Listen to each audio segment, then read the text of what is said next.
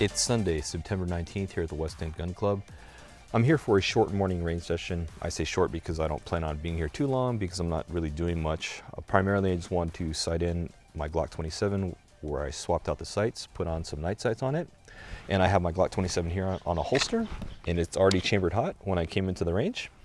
And I'm able to do that because I finally have my CCW. I acquired my CCW just recently, and it's state of California. A lot of people are surprised that I was able to get one.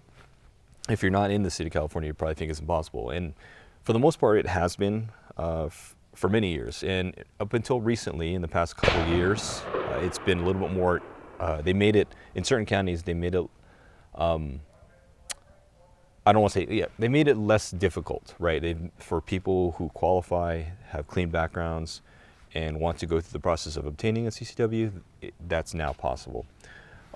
Even LA County, surprisingly enough, the sheriff is taking steps, changing policies and procedures within that county to make it so that people in that county can apply it. But LA County and LA cities, there's a whole other thing I don't want to get into.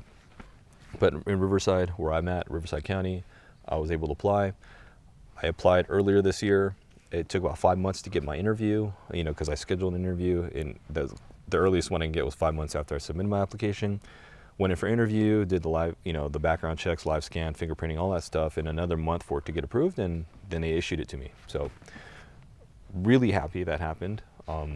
I was actually going to apply for it earlier, like maybe 2 or 3 years ago, because the sheriff indicated that they were going to change the policy regarding what quote unquote good cause. They're going to make it less stringent of what good cause means, because good cause, you had to have so many different things to back it up, like imminent threat and all these things. And, self-defense was not exactly good cause for California CCW. That wasn't enough. Just saying self-defense. They needed more. So after they said they were going to be less stringent on that aspect, I was going to apply, but then when I went to go look at the application, it was exactly the same. And I was thinking, they want all these different things, you got to jump through all these hoops, it's so difficult. I'll just wait until they finally change the application. And I waited, every few months I would check, it's always been the same, and finally I just gave up. And then earlier this year, sitting at home, and then I was, browsing forums, CalGuns and .net or whatever. That's the California State Forum. That's really popular here in California. It's actually a really good resource too for anybody who's a California gun owner. But I was checking that forum, and I just noticed there was a lot of traffic for Riverside. I was like, I wonder if they changed the application for the CCW for Riverside. So after reading the Riverside CCW specific forum on calguns.net, I went to the sheriff's website and I looked, and I was like, wow, the application is a lot different. It's online now. They changed some of the requirements for the application to be submitted. And I said, what, I can do this right now. So I went and processed the application. I completed the application online. I went to go to my scanning machine to scan in the documents I needed to upload, and it was done. And I was like, wow, that's great. Just waited for my interview, went in. It was simple enough. It was actually quite quick and streamlined and short. Asked me a bunch of questions. He asked for my other CCWs, which I have for out of state, because I told him I have them, and he took those and copied those. And I went in for a live scan background check, which is basically they fingerprint you electronically.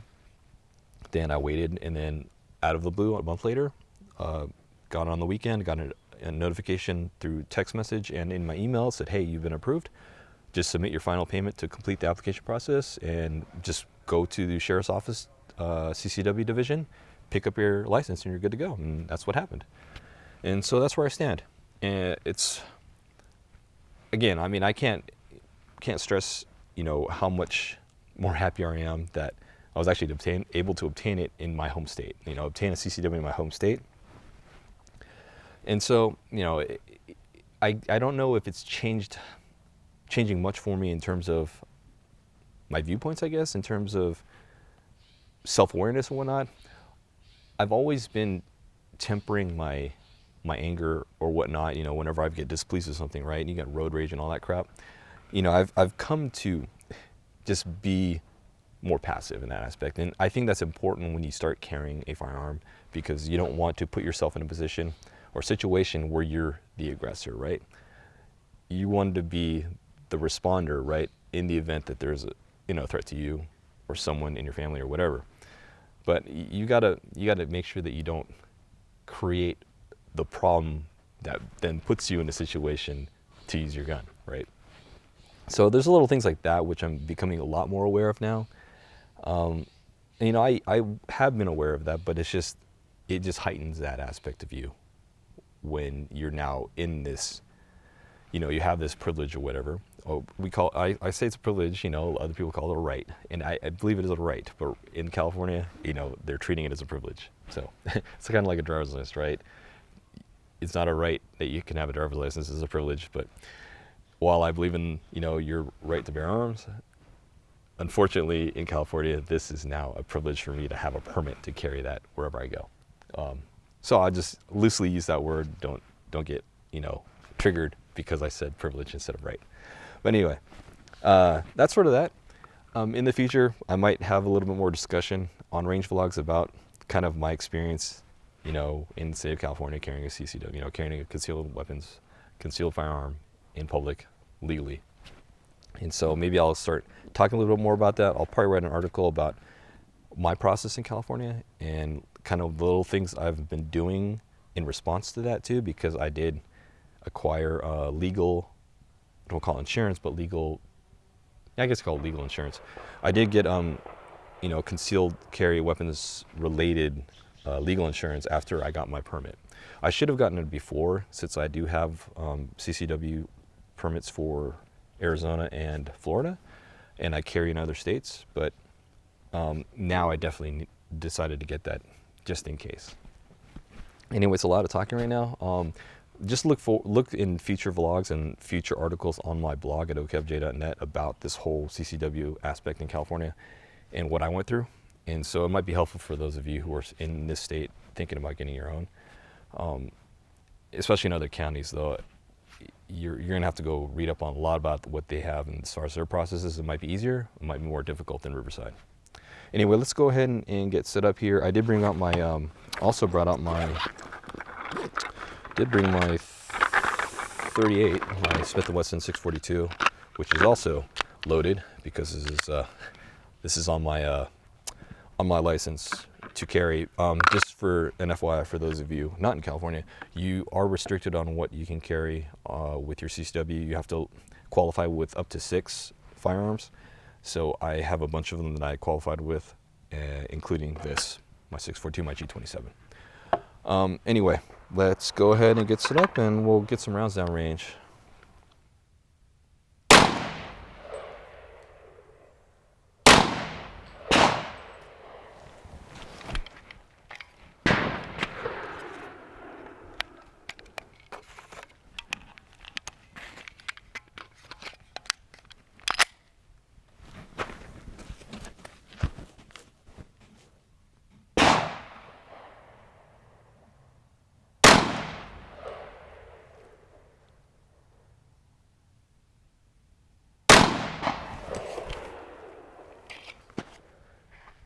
After kind of just getting warmed up here, I threw that round bad.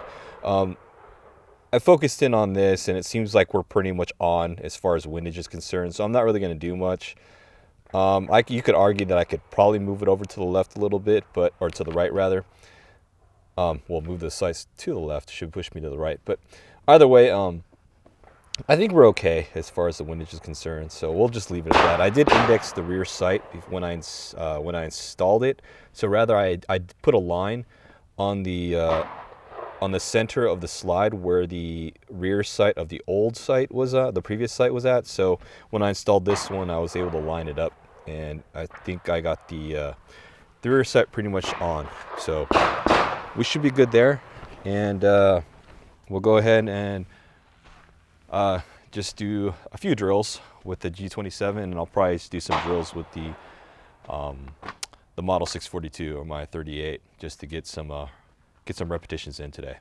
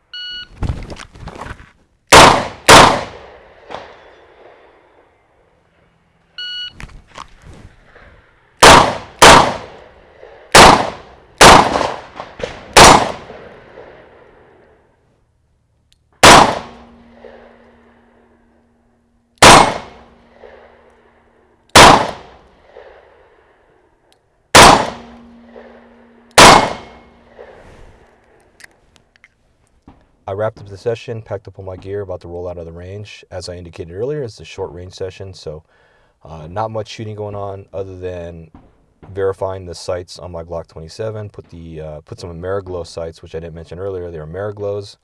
I think they're Brownells exclusives, though. I don't know why, but it just says only sold by Brownells.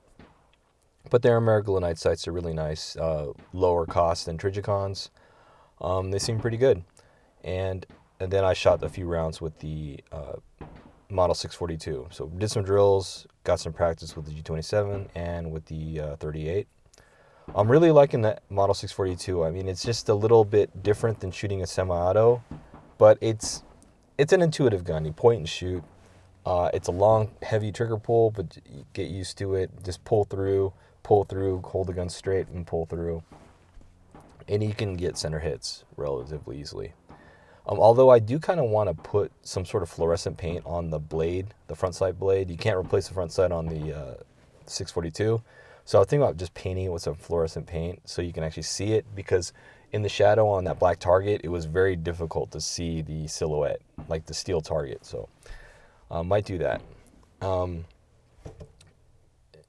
If you're wondering about my carry today, the G27, I have it at my 4 o'clock or 5 o'clock position on an outside the waistband holster. But you noticed that I was also practicing inside the waistband with the 642. So I do carry both appendix carry with semi-autos as well as outside. When I did carry out of state, I also did 4 o'clock, 5 o'clock position. Nowadays, like in California, I'll still adopt the same methodology. Although in the summertime, when you're not wearing a jacket or like another shirt over, you're gonna have to run appendix carry. There's no way around that. But come wintertime or whatever, when it's cooler weather and you can actually wear a jacket or a second shirt, I'll probably be running at least on the 4 o'clock position, if not outside the waistband, inside the waistband. I've always had this inside the waistband